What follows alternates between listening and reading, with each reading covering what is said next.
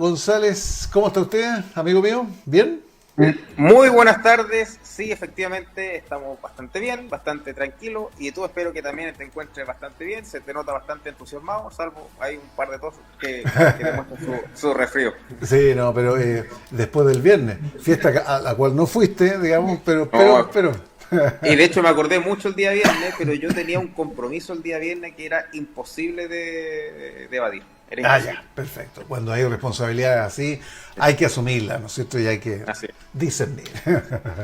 Oiga, Rafael González Camos es abogado, magíster en Derecho Privado, precandidato a diputado Distrito 7, Partido Republicano, ya lo pusimos ahí, precandidato a diputado Distrito 7, Partido Republicano.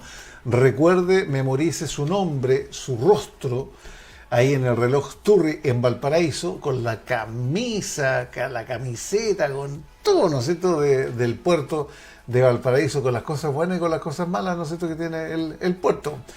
Muchas de las cuales conversamos aquí en el programa. Oye, ¿qué te ha parecido todo lo que ha sucedido allá en Estados Unidos? Partamos con eso, ¿te parece? Ningún Eh, problema.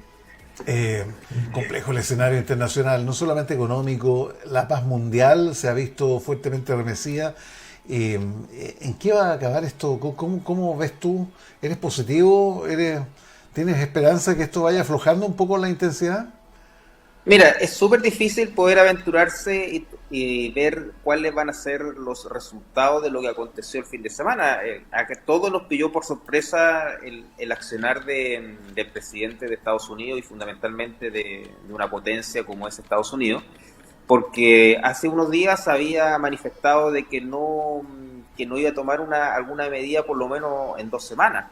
Y eso claramente era una estrategia porque ya Sí, sí tenía súper pensado lo que iba a realizar, pero claramente cuando viene a desactivar o neutralizar un lugar que es de potencial nuclear, claramente nunca vamos a saber cuáles fueron realmente las consecuencias de la medida que se adoptó, porque si eventualmente la medida no se hubiera adoptado y la ejecución nuclear de Irán hubiera llegado a su destino, quizás las negociaciones serían de otra naturaleza las que se pudieran desarrollar en los países que están en conflicto.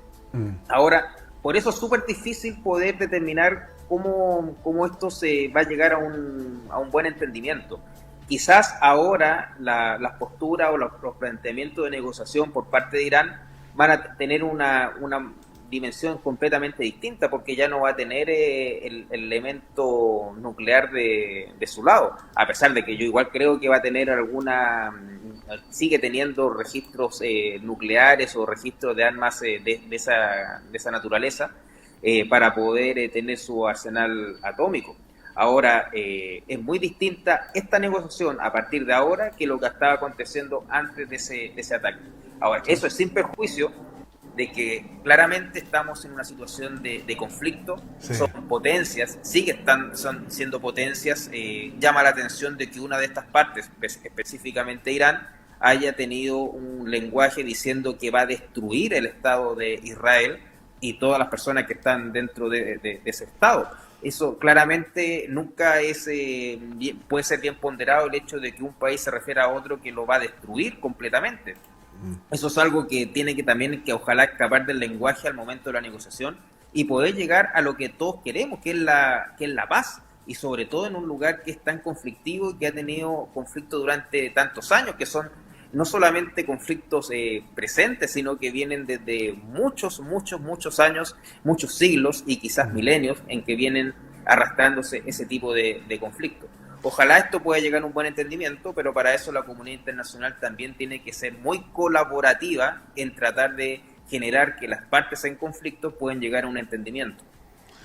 ¿Cómo se busca un ajuste? Porque aquí hay tanta, tanta verdad de cada cual, ¿no es cierto? Con partes absolutamente distanciadas, ¿no es cierto? El fundamentalismo religioso, que intenta, digamos, sacar provecho a sus necesidades también nucleares, de armamentista, digamos. Un Estados Unidos que se arroga, ¿no es cierto?, el estatus de protector global, con una personalidad tan fuerte y tan chuta, no sé cómo decirlo, ¿no es cierto?, pero tan impredecible como es Donald Trump, que pasa a llevar al Congreso. Yo sé que no hay guerra, que no se declaró la guerra, ¿no es cierto?, pero y tampoco se podía decir mucho porque si no se iban a enterar, digamos, de todo lo que se estaba haciendo. No sé si esto es un polvorín, si esto puede iniciar, encender, ¿no es cierto?, otras praderas, digamos, ¿ah? Porque fíjate lo que está ocurriendo ahora: alerta en Qatar por posible ataque a base aérea de Estados Unidos, explosiones cerca de Doha. El hecho ocurrió poco después que las autoridades decretaran la suspensión temporal del tránsito aéreo en el país. Estamos viendo el tema del estrecho de Hormuz. Vamos a ver qué es lo que va a pasar con los barcos, Pero, con el gas, qué sé yo, con el petróleo. pero mira, hay otras también consecuencias que a lo mejor no se están dimensionando, porque a lo mejor pudo haber quedado neutralizado militarmente Irán. Eso nunca lo vamos a saber porque no sabemos sus capacidades militares, o por lo menos yo no las conozco. Pero cuando hay fundamentalismo religioso, claramente pueden utilizar otros mecanismos para poder generar terror. Sí, claro. Recordemos que este fundamentalismo, cuando a veces se mata en nombre de Dios, se está prácticamente martirizando, y esa persona está creyendo o cree que está Se obteniendo inmola. la salvación. Eso. Se inmola. Y eso, si va simplemente le basta tomar un avión, irse a Estados Unidos, y en un lugar del metro, en un lugar de alta concurrencia, puede generar el caos. Por eso es tan sensible este tema, y que ojalá puedan adoptarse las medidas de rigor al más alto nivel, y fundamentalmente la comunidad internacional pueda ser garante de este tipo de entendimiento. Es algo súper difícil.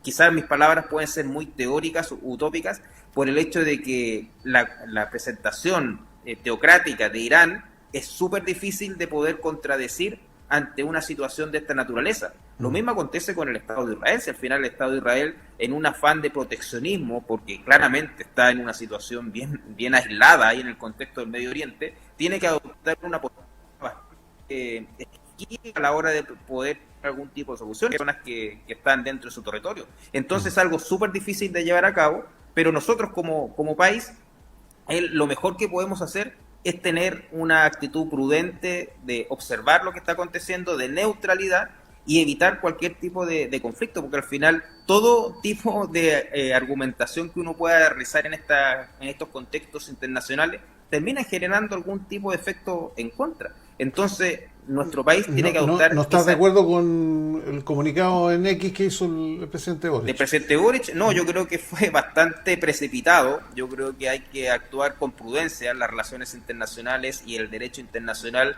se caracteriza por la prudencia y la diplomacia, salvo cuando ya está estallado el conflicto, pero entre las partes en conflicto. Los que están llamados a ser neutrales tienen que permanecer neutrales en todo momento. Ahora, si él quiere entrar en el conflicto, yo creo que es absolutamente innecesario. Ahora, lo que has señalado, ¿no es cierto?, es que los principios nunca son apresurados, que son simplemente convicciones, y que uno tiene que, digamos, ceñirse a ese enfoque, digamos. Pero por supuesto, y en eso los principios son inmutables, en eso jamás va a estar en cuestionamiento. El problema es saber en qué momento emitir una declaración que puede haber significado una reacción positiva o negativa, porque a lo mejor lo que hizo Estados Unidos permitió o evitó un conflicto aún mayor. Eso no lo vamos a ver nunca.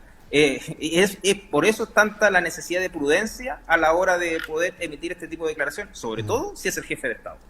Oye, ahora esto estalló de esta manera, ¿no es cierto?, como ya todos sabemos, con este avión, no sé, estos aviones, y que hacen caer, han explicado todo también. O sea, sí, la operación, militarmente hablando, te digo que...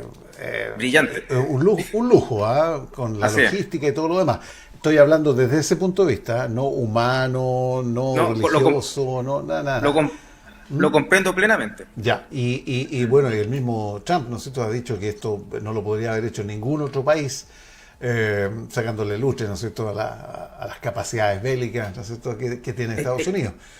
Es que ahí tienes otra señal, porque si efectivamente no hay ningún otro país que podría haber actuado bajo esta táctica militar, también está dando una señal a los países en conflicto para decir, mire lo que somos capaces de hacer en estas circunstancias, como serían en otras circunstancias aún más aflictivas. Entonces todo en este minuto tiene un lenguaje, y ese lenguaje, para poder digerirlo o procesarlo, se requiere mucha prudencia. Sí, es que ese es el gran tema. Aquí partió todo, no sabemos cómo se va a ir desgranando, digamos, y cómo va a terminar, si es que termina de alguna otra manera, porque lo que se teme, ¿no es cierto?, que toda la región, ahí el Golfo Pérsico, en definitiva, entre a un estado, digamos, de conflicto, no sé si bélico directo, digamos, pero con las posiciones súper asumidas entre Estados Unidos, Israel, qué sé yo, y los otros estados que están ahí. Entonces, de verdad que no sabemos cómo viene el tema. Oye, ¿hay que comprar benzina o no? ¿O todavía no? ¿Ah? ¿Llenar los Hay estanques o que, no? bueno, igual se acaba luego, pero hay que Mm. igual hay que siempre ser previsor.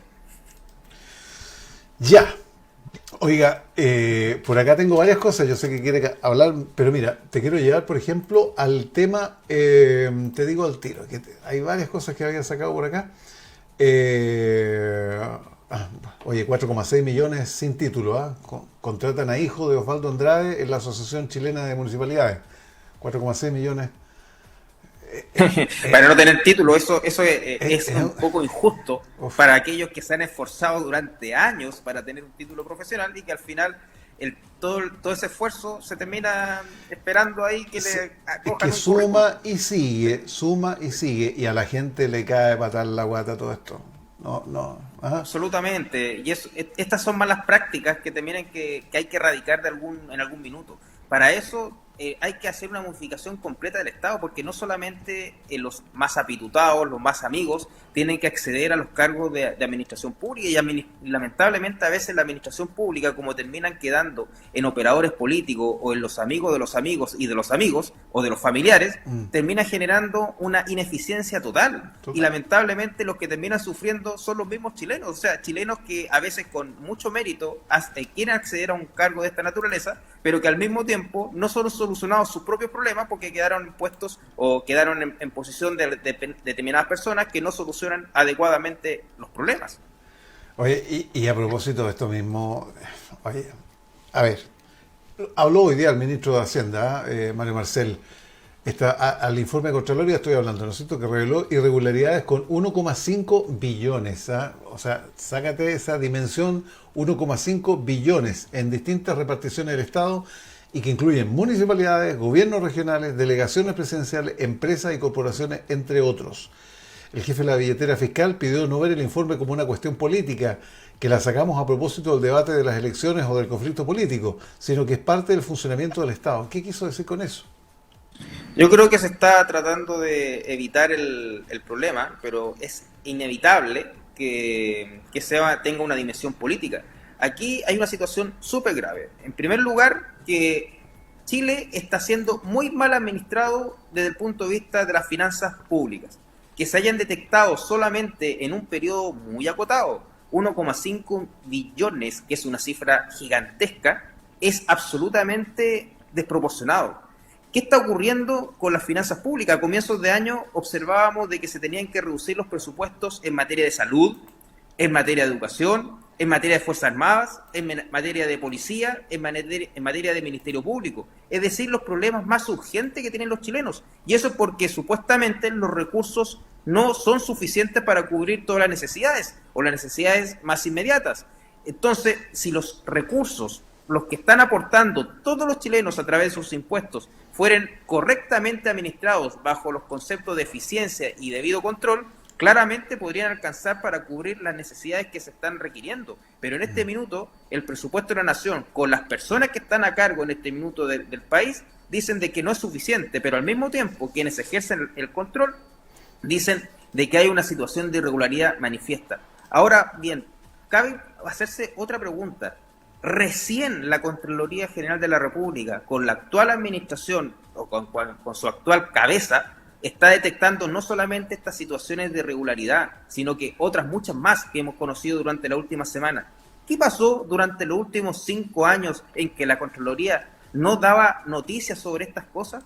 Vale la pena preguntarse por qué esa pega no se hacía. Yo creo que el Contralor anterior, que es porteño y sinceramente yo le tengo aprecio porque además encima era exalumno del colegio donde yo iba, claramente está en una situación de entredicho porque la labor que se realizó en esa época no es del mismo calibre que se está realizando en la actualidad, a tal punto que la actual Contralora,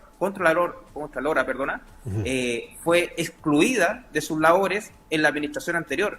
Eso llama mucho la atención y lamentablemente, y esto hay que decirlo, porque son los recursos de todos los chilenos, se está despilfarrando los recursos de todos los chilenos para solucionar los problemas que tienen los chilenos en forma más urgente.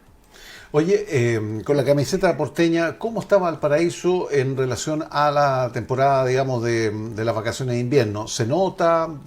¿Hay alternativas? ¿Hay opciones? ¿Cómo ves eso? Porque aquí yo estaba observando, ¿no es cierto?, algunos comentarios que dicen que está bastante bien. A ver, estamos hablando de los centros invernales, que les va muy bien, claramente, ¿no es cierto? Un escenario positivo. Pero hay bajas ocupaciones, han señalado también. Los gremios del turismo han proyectado el inicio de las vacaciones de invierno, que comienza hoy día y que comienza oficialmente el receso para esta temporada.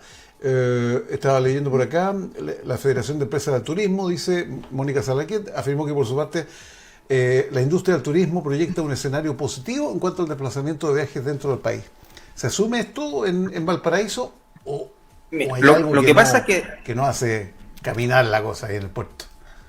Lo que pasa es que este reciente fin de semana fue fin de semana largo y era la prueba fehaciente para saber cómo se viene la mano para las vacaciones de invierno. Y lamentablemente la expectación era alta, pero la realidad fue un poco más baja de lo esperado. Hubo solamente un 60% de ocupación hotelera. Eso ya es demostrativo de que no llegaron todas las personas aquí a la zona para poder visitar nuestra zona. Y eso tiene que llamar la atención de qué es lo que se tiene que realizar de ahora en adelante para poder recibir adecuadamente a las personas en periodo de vacaciones de invierno. Ahora bien, hay una situación que no puede dejar de llamar la atención, como es todo el tema de la inseguridad que está afectando a nuestra ciudad de Valparaíso y en general a las zonas y a las ciudades del litoral central. Lamentablemente aquello permite o evita de que mucha gente puedan venir con tranquilidad y seguridad a nuestra zona. Por ejemplo, lo que aconteció la semana pasada o hace algunos días en la avenida Argentina de nuestra ciudad, que fue realmente cinematográfico el hecho de que haya tenido ese tipo de incidentes delincuenciales en nuestra ciudad de Valparaíso. Cuando observamos de que en Argentina se daba a conocer esa noticia y se le advertía a los turistas que pudiesen venir a visitar nuestra zona, que era una zona de peligro, una zona de inseguridad, una zona que se tiene que adoptar medidas adicionales a la hora de venir a visitarlo. Y fundamentalmente en ese local de Valparaíso, en que muchos argentinos vienen a comprar productos prácticamente para una temporada completa. Entonces estamos en presencia de un círculo vicioso que lleva a que se generen barreras a las entradas a la hora de venir a visitar nuestra zona. Esto tiene que ser revertido, pero tiene que ser revertido con señales relevantes e importantes para poder modificar la sensación ambiente que existe en este minuto. Hay que proteger no solamente a nuestros residentes, a los porteños y viñamarinos propios de nuestro sector, sino que también dar la señal para que aquellos que vengan a visitar nuestra ciudad se sientan tranquilos y seguros en nuestra zona. Oye, y tú lo sabes como abogado, ¿no es cierto? Uno podría iniciar la acción que estime conveniente, ahora que eso vaya a fructificar, eso vaya a tener algún recaudo beneficioso para cada cual, eso se verá, ¿no es cierto? Pero fíjate que hay procedimientos de la UNESCO para abordar las afectaciones a los derechos humanos en materia de su competencia en representación del Colegio de Abogados de Valparaíso.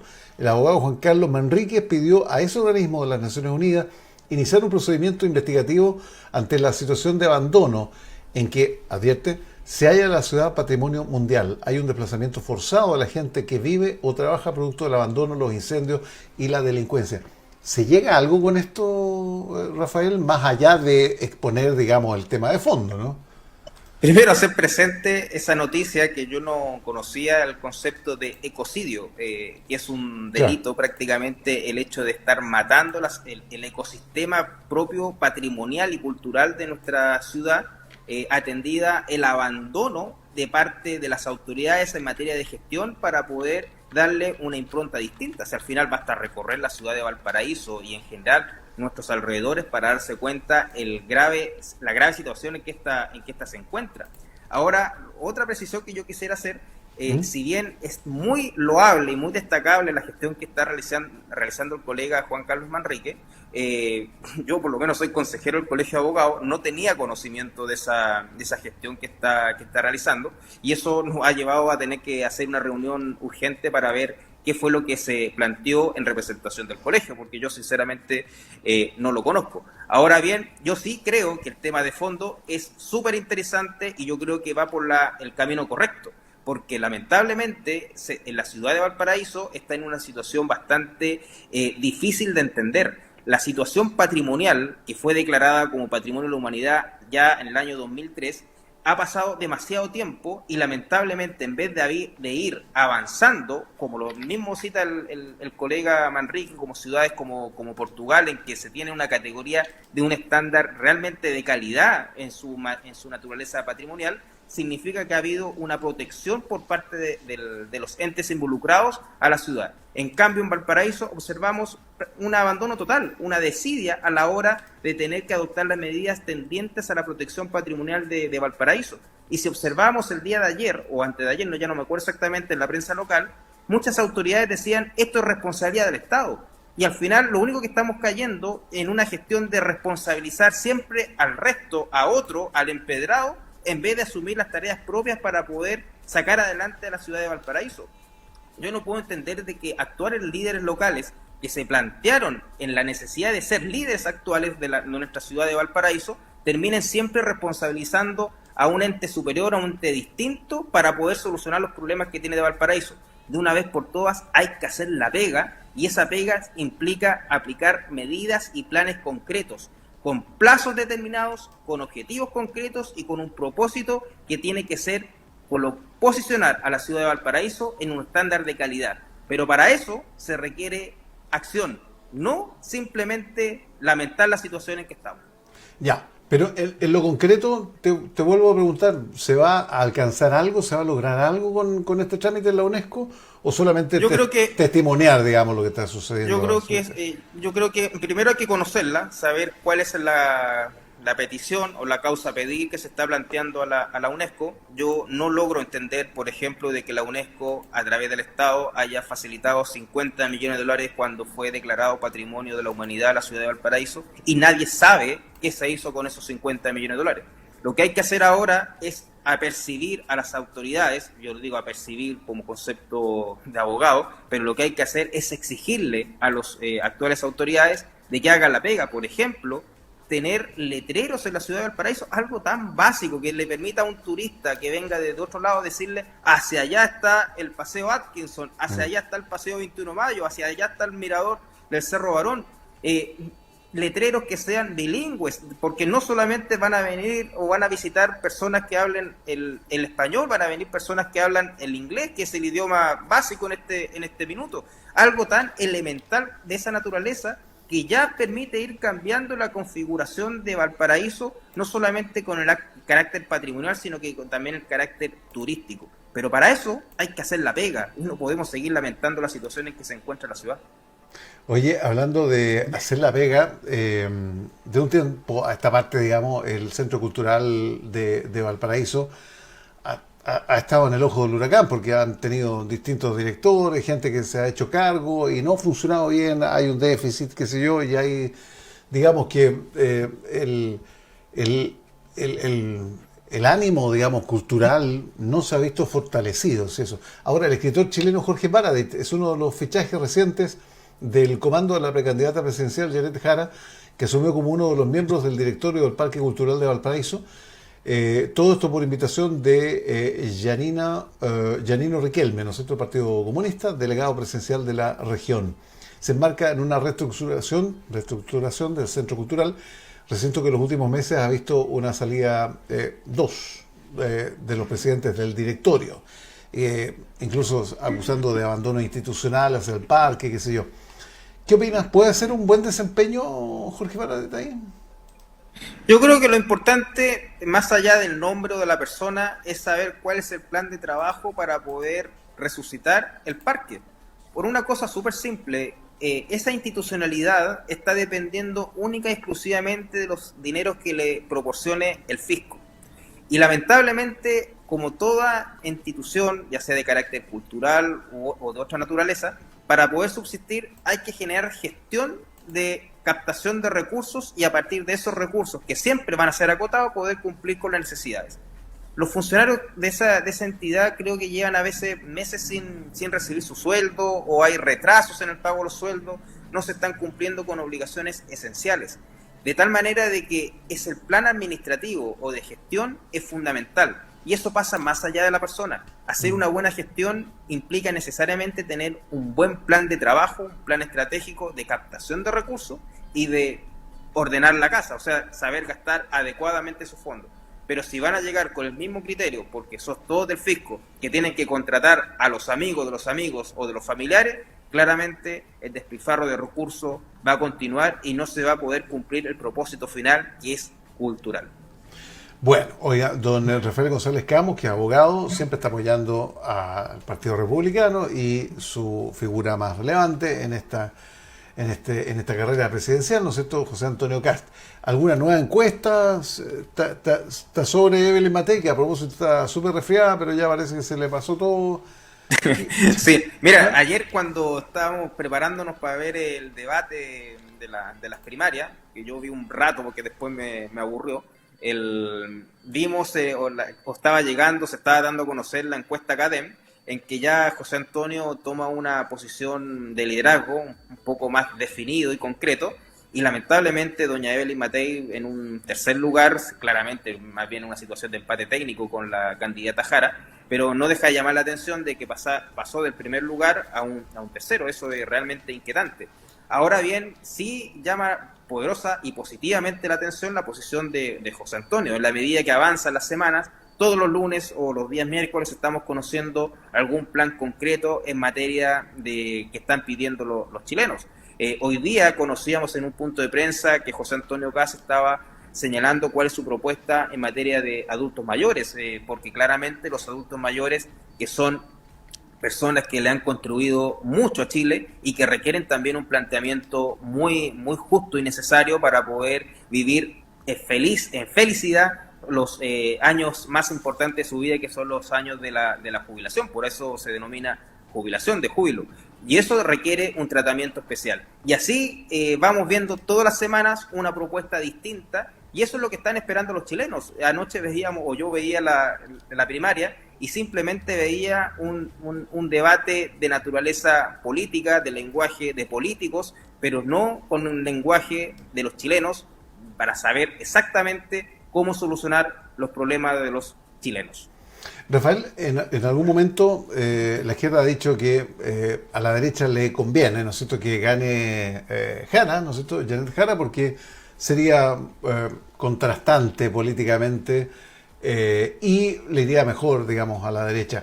En estas primarias del domingo la derecha no vota, digamos, pero los independientes, los que están militantes, digamos, de alguna de los partidos de Chile Vamos, pero los que son independientes podrían ir. ¿Tú no has escuchado que se hacen llamados de este tipo, que vayan a votar por Janet Jara? Yo por lo menos no lo he escuchado. Sí he escuchado tu comentario inicial de que a lo mejor podría convenir, pero yo sinceramente creo que cada una de las personas tiene que convencerse en función de sus propios méritos, más allá de esta estrategia de querer acarrear personas para que salga elegido uno y en vez de otro. ¿No y da para eso, dices tú? ¿No da para yo eso? creo que yo soy mucho más práctico, en ese sentido prevalece en mí mi carácter no político. Yo vengo de otro mundo, no de la política, y quizás puedo ser un poco ingenuo en eso, pero sinceramente creo que tienen que prevalecer las posturas. Yo en la postura de Janet Jara no comparto para nada sus planteamientos. Incluso ayer cuando dejé de ver la primaria fue porque me dio rabia cuando le preguntaron la situación de Cuba, si era o no una democracia, y ella manifestaba... Pero le han preguntado 300 veces la misma cuestión. Y 300 veces la ha evadido. Entonces es imposible que alguien con esa carga ideológica pueda no reconocer la situación que se vive en Cuba y el tema de los derechos humanos. Entonces, en algunos momentos hacen gárgaras con el tema de los derechos humanos, con la solución de los problemas que tienen que tener los chilenos, y en otros momentos simplemente miran para el techo. Eso es ser poco honesto, sinceramente, y eso es ideología pura de la extrema izquierda. Oye, nos queda, pero la nada, porque ya viene don Jaime Bravo. Le preguntaba a Mauricio Viñambre, nosotros del Partido Socialista, en su momento, que han estado ustedes juntos en algunos encuentros ahí radiales, no sé de dónde, o la televisión, no sé. Le preguntaba si tiene miedo, digamos, si es que se ensalza la figura de Janet Jara, que pudiera desembocar esto, ¿no es cierto?, en un extremo de la izquierda, y que llegara a lo que siempre se ha hablado por parte de la derecha, ¿no es cierto?, a la dictadura del proletariado, qué sé yo, y que se caiga en esos excesos. ¿Tú crees que por ahí va el temor de la derecha? No sé si es un tema de temor. La esencia del Partido Comunista es eso. No hay que inventar nada. Llevan años difundiendo lo mismo.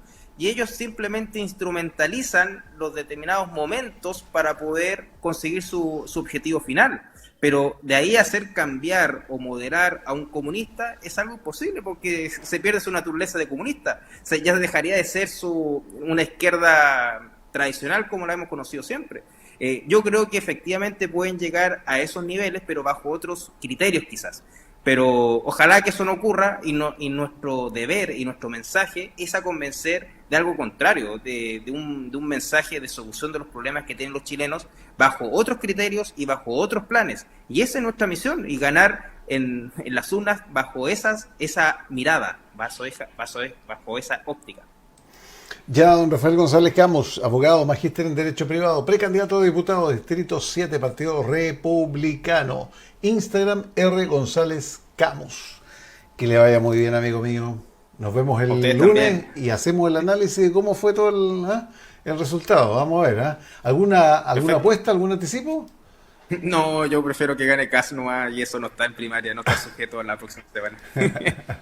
Ya, amigo, cuídate, que estés súper bien. Nos vemos la próxima. Gracias. Chao. Chao. Ya, me quedo por acá entonces, porque tenemos que ir a la pausa comercial. No se olviden de Cusco Sabores, qué lugar más interesante, digamos. Interesante porque se puede conversar en distintas materias. Imagínate, se acaba de hacer un encuentro ufológico